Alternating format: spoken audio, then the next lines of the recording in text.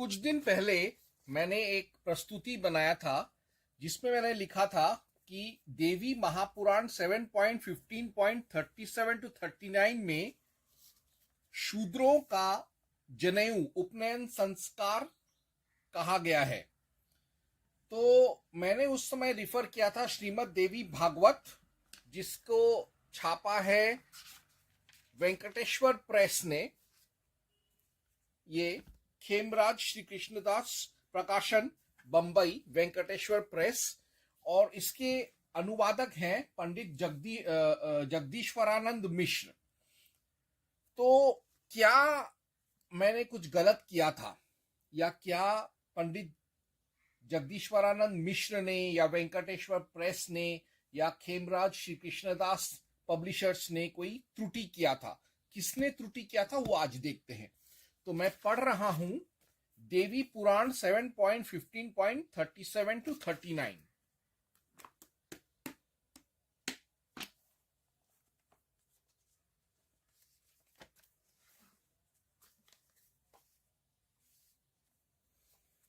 तो मैं पहले उसका मूल संस्कृत पढ़ूंगा।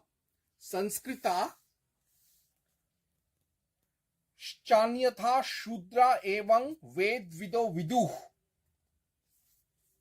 पूरा है, ब्राह्मणः क्षत्रिय वैश्यस्त्रयो वर्णाः द्विजातयः संस्कृता चान्यथा शूद्रा एवं वेद विदो विदुः। तो इसका अर्थ होता है, देखो ब्राह्मण, क्षत्रिय और वैश्य यह तीनों वर्ण यथाविधि संस्कृत होने से द्विजाति होते हैं, किंतु संस्कार विहीन होने से यह अवश्य ही शूद्र हैं। यह वेद के जानने वाले पंडित लोग ही जानते हैं। इस कारण मेरी यह शिशु संतान इस समय भी शूद्र के समान है। यज्ञोपवीत होने पर फिर यह यज्ञ क्रिया के उपयुक्त होगी। वेद शास्त्र में निर्णय है, क्षत्रियों की 11वें वर्ष में, ब्राह्मणों की 8वें वर्ष में और शूद्रों की 12वें वर्ष में वयः क्रम से उपनयन विधि निर्दिष्ट हुई है।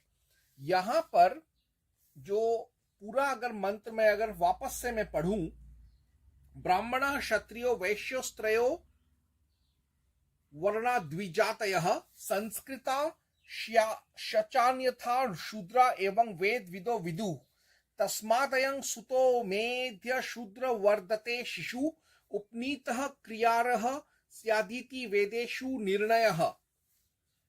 राज्ञामेकादशे वर्षे सदोपनयनं स्मृतम् अष्टमे ब्राह्मणां च वैश्यानां द्वादशे किले। यहां पर अर्थ आखिरी में जो है वो देखना चाहिए, अष्टमे ब्राह्मणां च वैश्यानां द्वादशे किले। तो जो पंडित ज्वाला प्रसाद मिश्र है, उन्होंने यहां पर इसका अर्थ कुछ ऐसे दिया है, क्षत्रियों की 11वें वर्ष में, ब्राह्मणों की 8वें वर्ष में और शूद्रों की 12वें वर्ष में वह क्रम से उपनयन विधि निर्दिष्ट हुई है। तो अब यहां पर कहीं पर भी शूद्र नहीं लिखा है, यहां पर लिखा है कि वैश्यों का, वैश्यानां द्वादशे किल। तो यहां पर शूद्र क्यों लिखा? इसका टिप्पणी या इसका अनुवाद करने में पंडित ज्वाला प्रसाद मिश्र ने कोई गलती किया है क्या? शूद्र क्यों लिखा? मेरा ऐसा मानना है कि यह गलती पंडित ज्वाला प्रसाद मिश्र का नहीं है, यह दरअसल छपाई का, वेंकटेश्वर प्रेस के छपाई का एक छोटा सा गलती हुआ है। वो क्या गलती, क्या सुधारना चाहिए इनको, या क्या सुधार करना चाहिए, या क्या एक्चुअली होना चाहिए, वो ऐसे है। तो अगर मैं आगे का मैं जब बताऊंगा तो समझ में आएगा सबको। यहां पर एक स्पेलिंग एरर नहीं, एक ग्रामेटिकल एरर तो हुआ है, और वो एरर ये है कि यहां पर 2 शब्द और लिखे जाने चाहिए थे।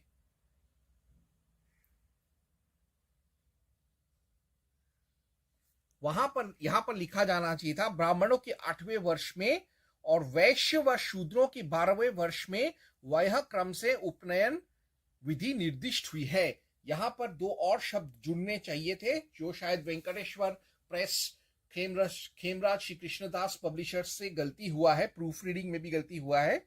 यहां पे लिखना चाहिए था और वैश्य व शूद्र, सिर्फ शूद्र ही नहीं, वैश्य व शूद्र, क्योंकि यहां पर वैश्य अर्थ दिया हुआ है, वैश्यानांग द्वादशे किल, तो वैश्य व लिखना चाहिए था, और शूद्रो जो लिखा है वो बिल्कुल गलत नहीं है। अभी जो मेरे जो हिंदू धर्म के जो शत्रु हैं वो यह कहेंगे कि वैश्यों और शूद्रों ये दो अलग अलग वर्णों वर्गों जातियों का एक ही तरीके का उपनयन या प्रायश्चित कर्म कैसे हो सकता है। तो इसका मैं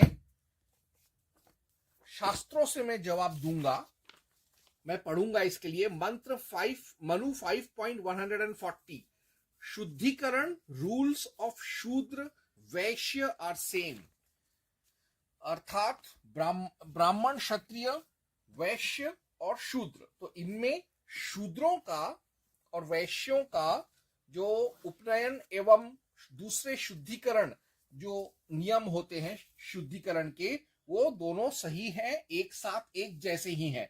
मनु 5.140 वेरी प्रो दलित गुड शूद्र देयरफॉर टू टाइप्स ऑफ शूद्र, ये भी साबित होता है इस मंत्र से। तो मनु 5.140 कहता है शास्त्र के अनुसार वर्ते वाले शूद्रों का मंडन महीने के महीने कराया जाना चाहिए और जन्म मरण के सूतक में उनके शौच की विधि वैश्य के समान है और वे दूजों का झूठा भोजन करे। यानी हालांकि ये पढ़े लिखे नहीं हैं, हालांकि ये शूद्र हैं, हालांकि यह असंस्कृत हैं, हालांकि इनको उपनयन नहीं है, लेकिन आगे चल के इनका प्रायश्चित शौच और शुद्धिकरण शूद्रों का वैश्यों या बनियों जैसा ही है। अब कोई मुझसे अगर यदि यह पूछे कि क्या ऐसा, ये तो हो गया तर्क के आधार पर साबित करना कि शूद्रों को भी वैश्यों की ही तरह, जैसे वैश्यों का जैसे दूसरा शुद्धिकरण होता है वैसे शूद्रों का भी होता है, जैसे वैश्यों का शौच नियम होता है शूद्रों का भी वैसे ही शौच नियम होता है। तो इस तर्क पर, इस तर्ज पर शूद्रों का भी उपनयन या जनेयुस या यज्ञोपवीत संस्कार वैश्यों जैसा ही होगा, यह तो तर्क के आधार पर सिद्ध कर सकता है कोई भी इंसान।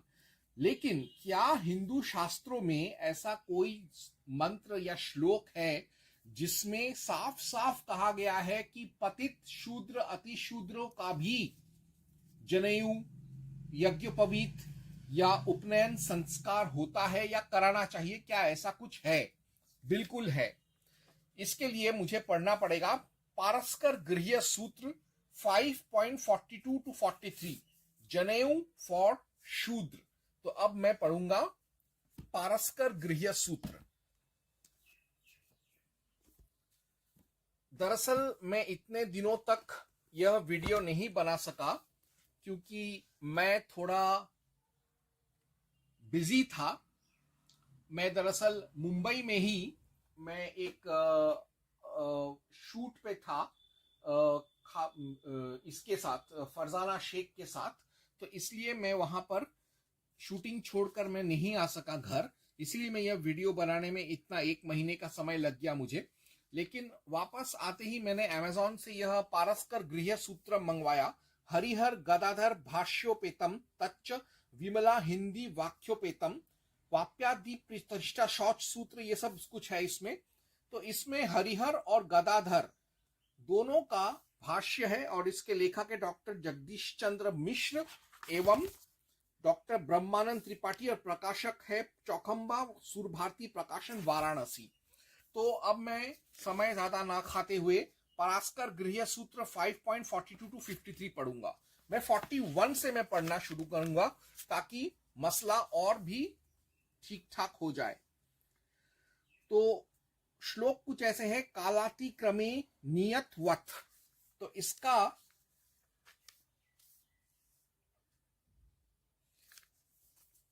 कुछ ऐसे अनुवाद किया है गदाधर और हरिहर ने। अनुवाद, गर्भाधान से उपनयन तक सभी संस्कारों का समय निश्चित है। किसी कारणवश यदि उसका उल्लंघन हो जाए तो शौत सूत्र में नियत विधि से प्रायश्चित करना चाहिए। आगे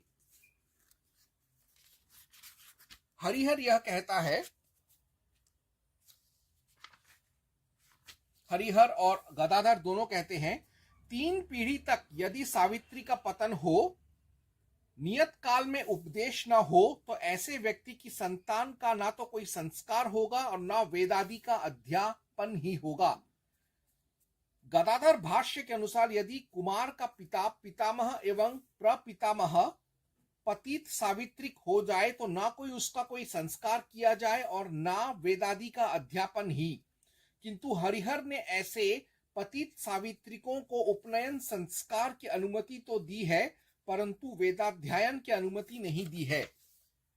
तो यहां पर यह चीज खास तौर से लिखा हुआ है, शाम पत्य पुत्रे संस्कार उपनयनं भवति न पुनश्चतुर्था दिनांक तेषां च उपनीतानामपि अध्यापनं न भवति, निषिद्धस्य पुनराज्ञापनं प्रति प्रसव इति उपनयन स्यैव प्रति प्रसवात। यह है हरिहर का भाष्य।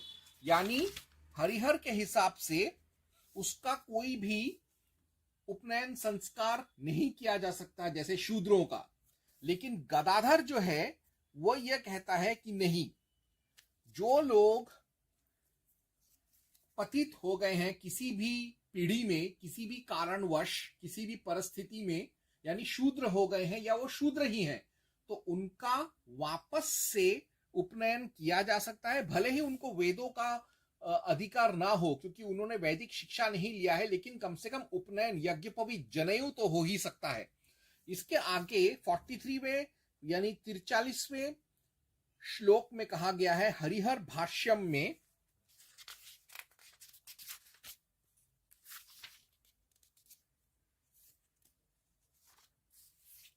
और गदाधर भाष्यम में भी कि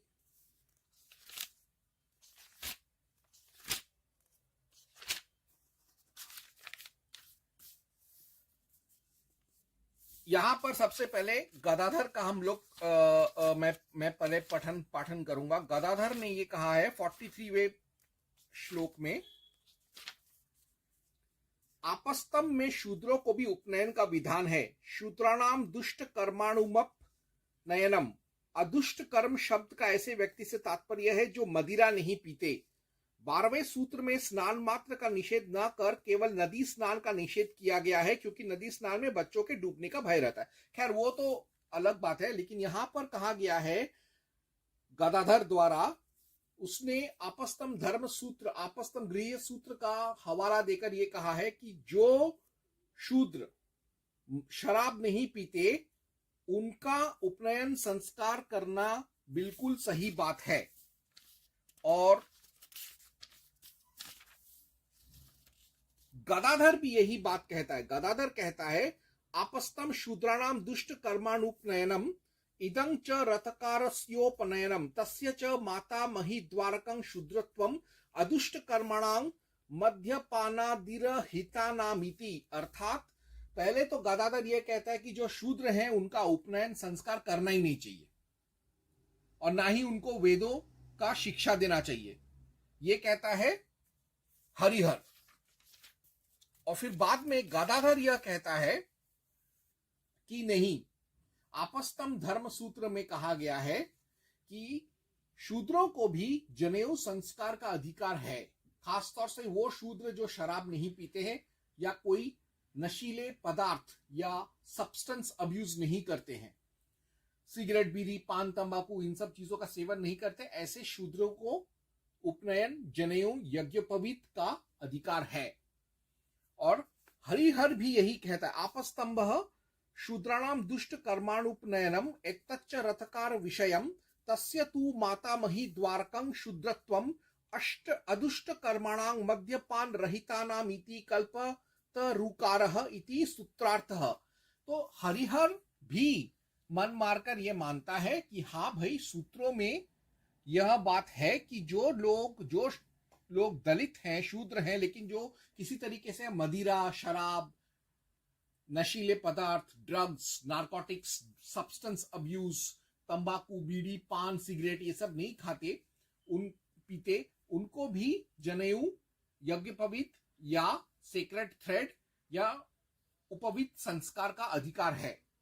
और अगर एक बार यज्ञोपवीत का संस्कार हो गया तो धीरे धीरे करके आगे के पीढ़ी में भी और वो प्रयत्न करके वो भी वेदाधिकार अप्रत्यक्ष रूप से कर सकता है। इसी चीज को पारस्कर गृह्य सूत्र 5.41 to 43 को इवन आर्य समाज वैदिक परमिट उपवीत फॉर अतिशूद्र। तो जो हमारे काल में सबसे शुद्ध जो वेदों को मानने वाला जो समाज है आर्य समाज, वो भी मानते हैं कि हाँ भाई शूद्रों को भी यज्ञोपवीत संस्कार का अधिकार है। तो इन्हीं श्लोक समूह पर यानी पारस्कर गृह्य सूत्र 5.41 to 43 पर आर्य समाज का एक पंडित वेद रत्न डॉक्टर सत्यव्रत राजेश का क्या टिप्पणी है वो देख लेते हैं। कालातिक्रमे संस्कारों को समय पर ना करने पर या नियत समय पर उपनयन ना होने पर नियतवत शौत सूत्र तथा धर्म सूत्र के नियमानुसार प्रायश्चित करे। कात्यायन शौत्र सूत्र 22/4 तथा आपस्तंभ आदि धर्म सूत्रों में इसके प्रायश्चित का विधान है। प्रायश्चित कर लेने पर ये सामान्य हो जाते हैं तथा इनका उपनयन, अध्यापन, याजन और अन्य व्यवहार सामान्य लोगों जैसा कराया जाता है। आगे त्रिपुरुषम 3 पीढ़ी तक पतित सावित्री काणाम सावित्री से वंचित पुरुषों के अपत्ये संतान में संस्कार अध्यापनं च न संस्कार और अध्यापन नहीं होगा। यह पूर्वोक्त प्रायश्चित भी 2 पीढ़ी तक के पतित सावित्रिकों को हो सकता है। 3 पीढ़ी गायत्री मंत्र लेकर वेद न पढ़ने वालों को प्रायश्चित का अधिकार भी नहीं रहता।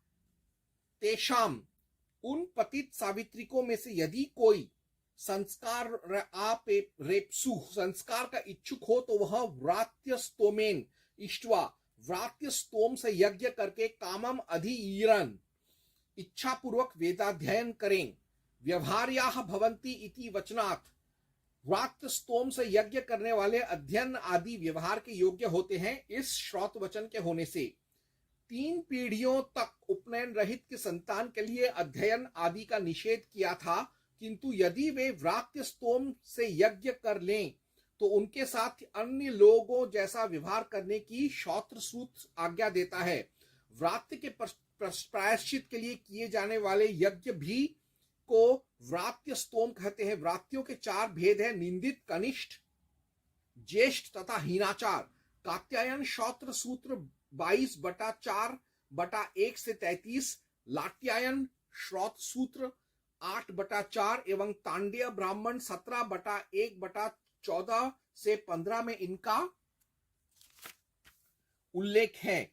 व्रात्य स्तोम से व्यवहार आर्य हो जाते हैं। यह कात्यायन शौत्र सूत्र 22/4/30 का वचन है।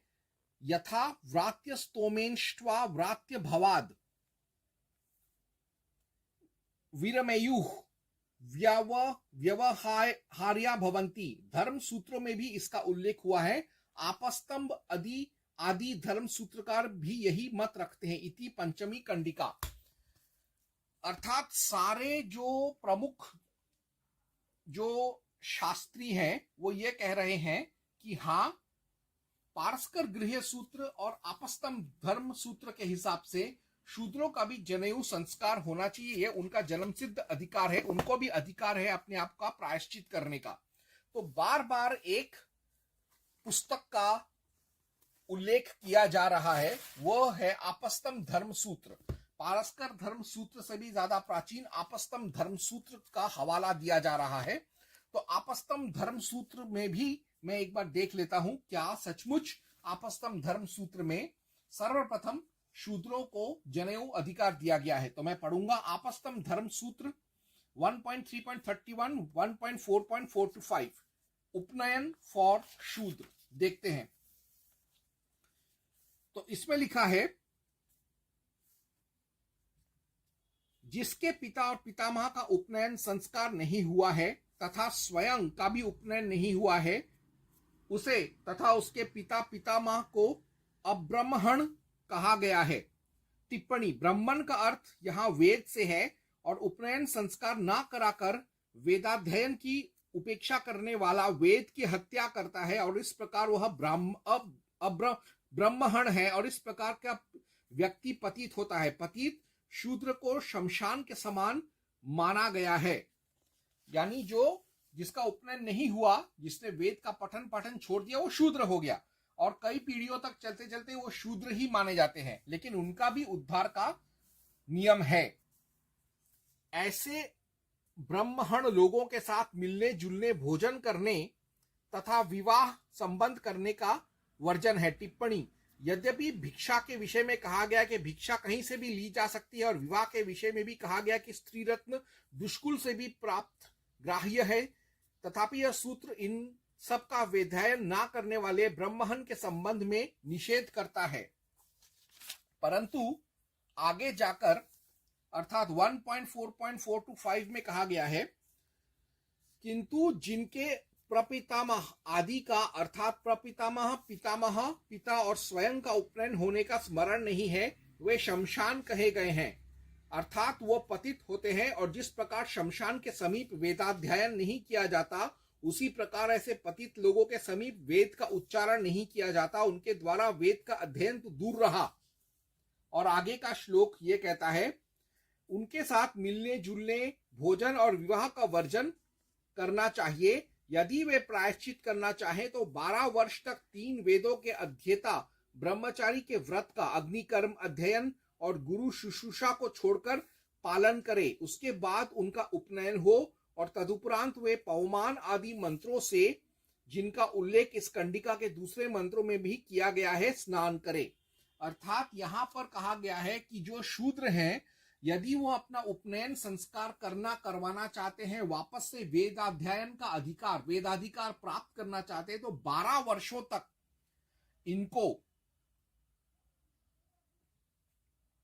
ब्रह्मचारी के व्रत का पालन करना पड़ेगा।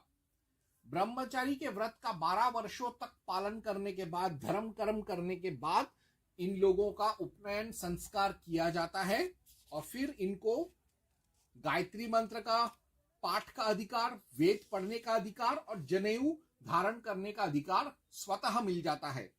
यानी हिंदू धर्म में तब तक कोई आदमी शूद्र है जब तक उसका जनेऊ नहीं होता, जब तक वो वेद नहीं पढ़ता, साधारण पढ़ा लिखा नहीं होता।